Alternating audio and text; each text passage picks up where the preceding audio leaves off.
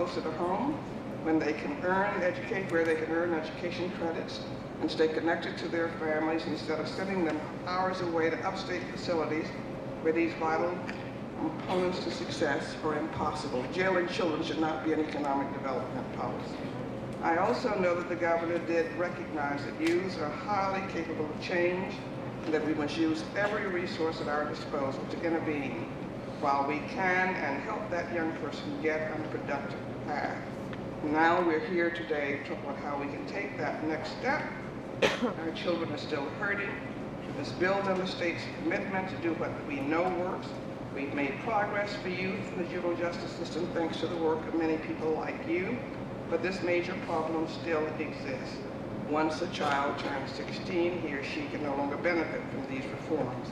And that child, just a day over 15, is from then on considered an adult, and worse, an adult offender, or more accurately, an alleged adult offender. 16-year-olds are not offenders. 13-year-olds are not adults. And as adults, we must optimize our young people's chances of success. This is not a child problem. This is a profound adult problem, and we must get it together. I believe it's irresponsible and morally reprehensible that adults don't even try to help children get on a productive path once they turn 16. Yet New York State currently does just the opposite when it sends these young ones off to the adult criminal system at such a young age. And I just hope that we'll reaffirm our commitment not to give up on any child, because these children are capable of change. And any of us who are parents that have raised adolescents, we know we get through it and they get on and become the great adult leaders that every child has the potential to come. And they will live up or down to our expectation. So let's use every resource at our disposal to intervene while we can and to help them get out of the cradle to prison pipeline and to help them reach their potential as useful and productive adults. I tell, there are many days when all of us get up and we're going to give up. But then I look back and see the incredible miracles that have occurred over the course of our history in seemingly impossible times. And my two role models are still two women, slave women, who could not read in traditional means, Harriet Tubman and Sojourner Truth. They were both illiterate, but boy, were they smart, so you don't put labels on what intelligence is. And Harriet Tubman was not able to read, but she could find the North Star and read her way to freedom, and then she had enough sense to come back and bring other people to freedom because she knew it wasn't just about her. She was attacking a structural system of slavery. And so we ought to remember Harriet Tubman when we think it's hard and can't change something that's not anything compared with what she was facing. So let's get with it. The second enslaved woman is Sojourner Truth, and I wear them around my neck every day just to remind myself we don't know from harm, and you just keep going. She was also brilliant and never lacked for a word when she was challenged about opposing slavery. And she could not read books, but she could remember everything she heard from the Bible and elsewhere.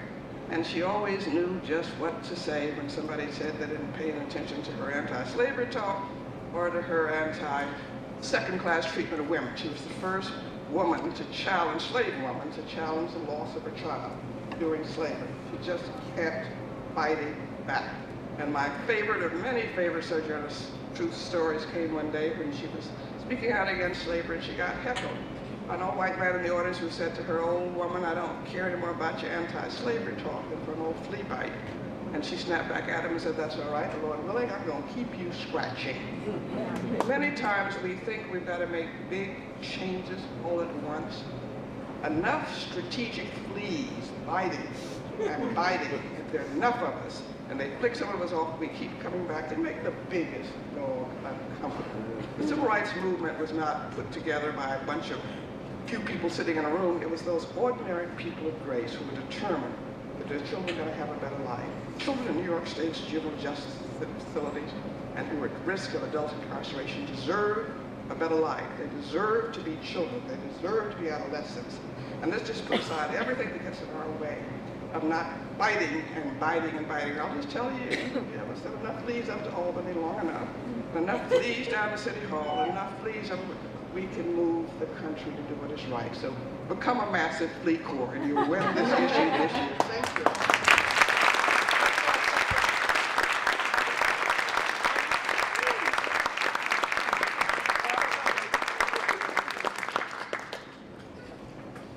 the panelists in the next session to start making their way forward. I'm also going to ask all of you to do me a favor, which is think about the community. As you see people come in the door and they have that look on their face like, oh no, there's no seats left. Catch their eye and tell them that there's an empty seat next to you and invite them into the crowd. We have the challenge of this room that sometimes people have to make their way through the front here because you'll see the stands are blocking the aisles, so it's a bit of a challenge. But if you could, we are hoping to get started now. Has anyone seen Marsha? Oh, here you are. No, it isn't. Everyone welcome Marsha, who just got off a train, a late train. Glad that my train wasn't any later than it was. Well, this is a great crowd here. Sorry that I missed the opening for Marc's. I'm Marsha Levick with Juvenile Law Center in Philadelphia. We are a national public interest law firm, so I have a bit of a perspective about what goes on around the rest of the country. And it is really a privilege and a pleasure for me to be here this morning to talk to one of the last holdouts, one of the last jurisdictions in the United States that has held on to a particular way of dealing with juvenile offenders, and of course especially older juvenile offenders. And I guess that's what we're here to talk about today. So I'd like to get quickly into our panelists and our panel this morning. I'm not going to say much myself. I'm going to tell you very quickly what we do in Pennsylvania, just as a way of giving you something else to think about. And then we'll hear from the panelists who know much more about both what's happening here in New York and also what's happening as well in other parts of the country. Pennsylvania has always had no lower jurisdictional age for juveniles convicted of homicide. So for most of the juvenile justice system's history in Pennsylvania, we have tried juveniles charged with homicide as adults. In the 1990s, when everybody else, pretty much across the country, was pushing more kids into the adult criminal justice system, Pennsylvania changed its law a little bit. And we provided for direct file, or what I really think is actually properly referred to as presumptive transfer of juveniles 15 years and older who were not only charged with homicide now, but also juveniles who were charged with 6 violent felonies, so rape, robbery, aggravated assault, kidnap, arson. If they used a weapon in the course of any one of those felonies. If they had been previously adjudicated for any one of those felonies, but had not used a weapon the next time around, they were also presumptively treated as adults. However, Pennsylvania has a safety valve. We do have reverse waiver. So every juvenile who starts out in adult criminal court in Pennsylvania can be transferred back to juvenile court on the motion of the Juvenile Defense Counsel. It's the criminal court judge who makes that decision. And in Philadelphia, where a substantial number, probably at least 20% of all of the transfer cases in Pennsylvania come from, Pennsylvania is a state with 67 counties, so Philadelphia is one of those 67 counties, accounting for about 20% of those cases. About 60% of them go back to juvenile court. So again, these are only violent felonies, and about 60% of them for the last several years have been going back to juvenile court.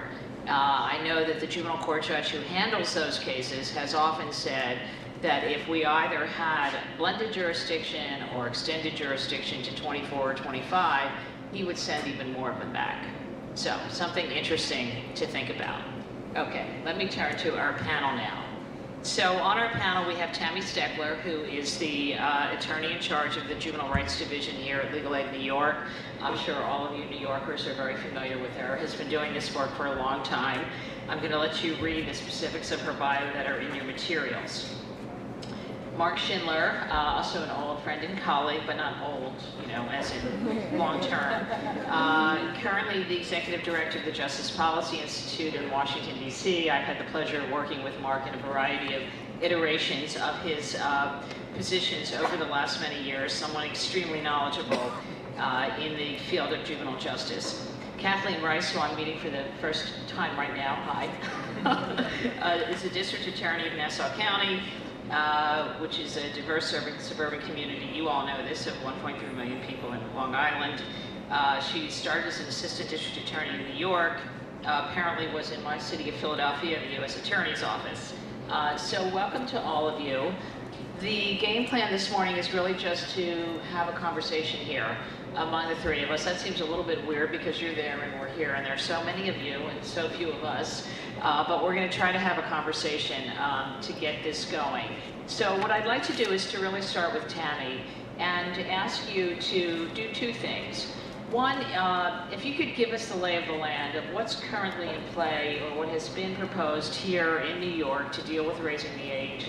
And then if you would also, in a sort of pros and cons, tell us what you think are some of the perhaps myths that people might have about how this issue should be moving forward or not. Okay, thank you. So I just wanted to, for people that don't know, the Legal Aid Society actually has the benefit of representing both the children under 16 in family courts who were charged as juvenile delinquents and the 16 and 17-year-olds who were charged as adults in adult criminal court, and also the 13, 14, 15-year-olds under our juvenile offender law that are also charged as adults.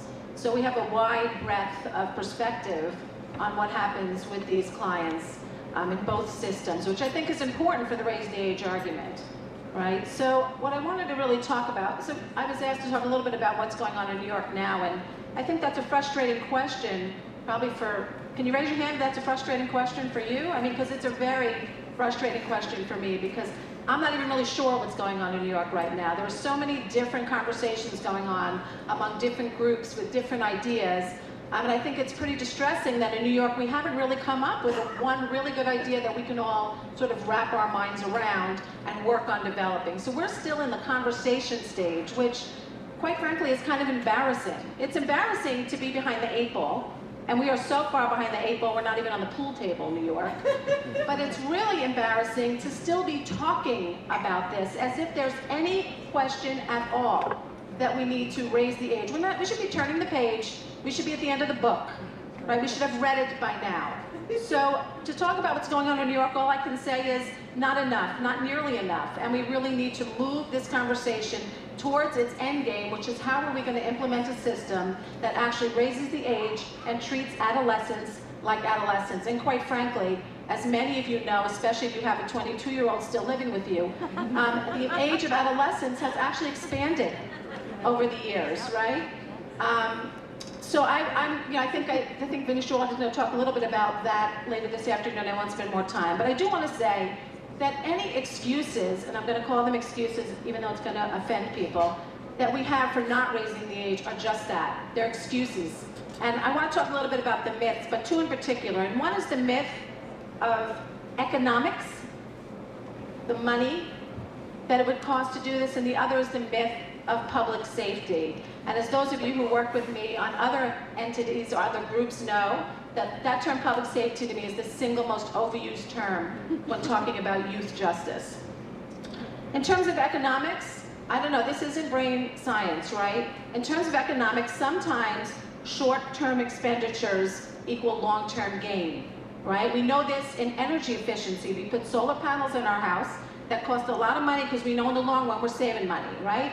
We get rich this way. We invest money because we know there's a great return at the end. We're going to get a lot more money back. But somehow with our youth, we have trouble understanding that it may cost something to do this the right way, but the gains we will have at the end are huge and worth the money. And actually, we will end up saving money in the end. If we do this right, much like close to home, for those of you who know close to home, we will save money in the way we do this work. So maybe a short-term expenditure for a long-term gain. I think we do that all day long in our regular lives. Not an excuse here. The second thing I want to talk about just a little bit is public safety, because that's sort of the most frustrating thing for me. And I want to ask people, what is the goal? Public safety is a very broad statement. The goal is that kids and adults, quite frankly, do not recidivate, right? They do not re-offend. That is the goal. And it is without question that that goal is best met with children by treating them in a rehabilitative, non-correction way. I'm not going to recite the data. I'm not going to recite the research, because it is out there all over the place. You can read it on your own. but it is unequivocal that the way we treat children has a direct result on how the outcome, what happens to them. And then I'm sure I'm going to get to talk about this a little more, but I just want to say, for those of you who's been to family court and watched a juvenile delinquency proceeding, raise your hand. All right, because I really want the rest of you to go. Because if for 5 seconds you think family court or family court process holds children less accountable than criminal or adult court, you're crazy. Juvenile, one of the reasons defense counsel sort of bucks a little at raise the age is because, quite frankly, the juvenile court process holds the kids more accountable. It holds families accountable. It holds education systems accountable. It is the most, I will tell you that the scrutiny that these children undergo in family court process is scrutiny none of you would survive. None of you would survive. So if we're worried that the family court process won't be harsh enough, won't be tough on crime, we are pretty tough, unfortunately, in family court on kids. And I'm going to stop talking now because Jeff is in the corner doing this. And I think did you have the time up sign up? There's a big blue time up sign, so I will pass it on, but thank you. So, as someone who has worked with many of the members of this New York juvenile defense community, I recognize friends in the room, I know that part of this conversation has been about actually the kids who are tried, the 16 and 17-year-olds, they kind of do pretty well in the adult system, and so there is this notion that sending them back into juvenile court will in fact be a harsher response. So I also confess, as someone who is on the defense side of the table, I always assume that the DAs disagree with me. So I'm going to turn it over to Kathleen and ask you, both for what you personally think, where is the prosecutor community, if there is a prosecutor's voice on this issue in New York, and to just also, I think, speak a little bit about the public safety issue that Tammy raised, which we know always feels like the fallback. We really need to do this because our communities will be safer. Thank you very much. I have to tell you, I didn't realize that I was going to be literally the only member of law enforcement, I think, here. So don't kill the messenger, because I'm actually, some people in the audience here know me. I've been the DA in Nassau County for 8 years, and presently hold the position, the additional position of President of the DA's Association, which is an organization representing all 62 independently elected DAs throughout the state. And for 1 year, I get to be their spokesperson and address issues of law enforcement, legislation, et cetera, et cetera, et cetera. By the way, P.S., I can't wait until next July when I hand the baton over to the next person. But let me just tell you, I couldn't agree with Tammy more in everything that she said. And maybe that would sound incredible coming from someone who is charged as the chief law enforcement person in my individual county of 1.3+ million people, of keeping the community safe. I have a very long-term view on public safety. I think we as a society here, not just in New York State, but across the country, put a very cheap premium on long-term investment, right? Everyone wants the knee-jerk, let's be really tough and make it look like we're doing something when it doesn't really do anything.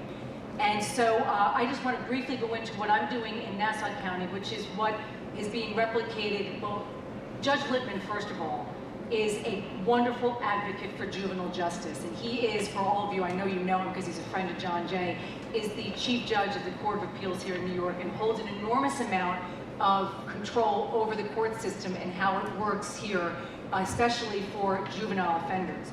And about 1.5 years ago, he said he wanted to start an adolescent diversion part in key areas across the state. And I immediately put my hand up and said, please let me do it in Nassau. I have forfeiture money. I'll invest in having a coordinator from the Center for Court Innovation. We hired someone to oversee this whole adolescent diversion part. I reached out to all the stakeholders in the defense bar and brought them in to help be the architects with me of this adolescent diversion part. And we got a specific judge who was very much, very like-minded to me in that we have to treat 16 and 17-year-olds differently. So under the proviso that we were trying to build something that could establish a foundation for asking the legislature to increase the age of accountability up to age 18, because that's really what we're all talking about here. It's a disgrace that New York State calls itself the most progressive state in this country, and we are so far behind in such a core progressive issue that it's embarrassing. So the adolescent diversion part in my county, and I do it differently than everyone else. and so I want to interpret differently as better, but I don't say that as a slight to any of my other colleagues, but the reason mine is more comprehensive is because I take every 16 and 17-year-old who's charged with a nonviolent felony and misdemeanor, which is the majority of the cases involving 16 and 17-year-olds. Every single one of them goes into the adolescent diversion part. The goal is to, and I think that Tammy and everyone on this panel will agree that if you can prevent that initial penetration of the criminal justice system, right? Arrest, fingerprint, coming back to court 15,000 times before you get a YO, what a waste of time, right? When that could have been done from the very beginning. The prevention of penetration was the goal. And so we've spoken to the police department. We almost have them to the point where they're willing to take all 16 and 17-year-olds, I have to admit, all 16 and 17-year-olds, nonviolent and misdemeanors, and DAT them. So they don't even go through that process. And we have a very short return date, whether they're arrested or DAT, very short return date. They come before Judge Janelli, and now the process that they go through, the evaluation process, is a process that probation uses now for juvenile offenders. It's called YASI, the Youth Assessment Screening Instrument. I think it's incredibly accurate in terms of identifying the issues for each individual offender. Are they low risk, medium risk, high risk, right? Most of the resources need to go to the high risk individuals. Very little resources need to go to the low risk, because the low risk, what we do, which is 30% of them right off the bat, they come before the judge and their case is dismissed. And that's it. And they don't ever see the inside of a juvenile detention center. They never go into they're never held in a jail cell. And they come to court with a parent, and their case is dismissed. The medium and high level offenders are given more specific treatment, right? Because it's much more offender-based than offense-based. So we're looking at the individual needs of each child. They give us access to all their school records. The schools are all on board with us on this, because the goal is to prevent penetration in the system, keep them in school, right? And get them the help that they need that is leading them to engage in this initial antisocial behavior. And I'm not ready to announce the findings now because Judge Lippman asked me not to, because he wants to do it. But I'm telling you that the results that we have seen in Nassau will include not only a reduction in recidivism, but more importantly, a decrease in the time from arrest to disposition of case, right? Because, look, you can talk all day long about 16 and 17-year-olds should be treated under family court model, and I agree with that. But we have to be honest about our family court system here in New York. It's a mess. And we can talk about how horrible it is to put a 16 and 17-year-old in adult prison, and I agree that's awful, but sometimes the juvenile detention centers are even worse. So any conversation that we have about this has got to include reform of the family court as well, or else we're just spinning our wheels and not getting anywhere. Because I put together all the social service agencies that all of our tax dollars pay for, and we're accessing them in a much more efficient way and giving them to the kids who need those services the most. Family court doesn't necessarily do that. No offense to family court, but it doesn't necessarily do that. So I'm hopeful that in the very near future, Judge Lippman is going to make the announcement about the results in Nassau, because I think they're the best in the state, and I'm hoping that we can, because look, my feeling is legislation is hard to get passed, okay? You can bang your head against the wall 9 ways from Sunday, and if they're not ready to do it up in Albany, we're screwed, right? So what can we do? What I can do is say, you know what, I'm not going to wait for the legislation. I'm going to do what the legislation would have, the effect of the legislation I'm going to do right here in Nassau County now, because I have the ability to do it as the chief law enforcement person in the county. I don't have to wait for legislation, and that's what my hope is, that I can at least show people, other DAs that might not be as progressive as me, that the numbers and the treatment show that this is a long-term investment, not just in kids, but in public safety as well.